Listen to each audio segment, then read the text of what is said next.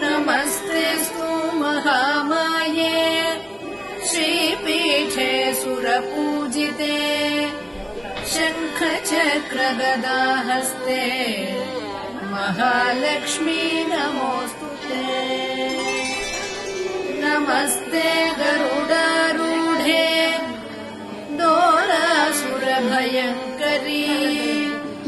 सर्वपापहरे देवी महालक्ष्मी नमोऽस्तुते।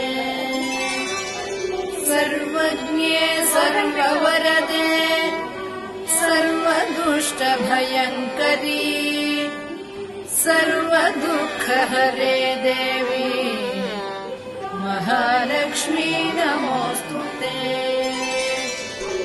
सिद्धिबुद्धिप्रदे देवी भुक्तिमुक्तिप्रदायिनी मन्त्रमूर्ते सदा देवी महालक्ष्मी नमोऽस्तुते।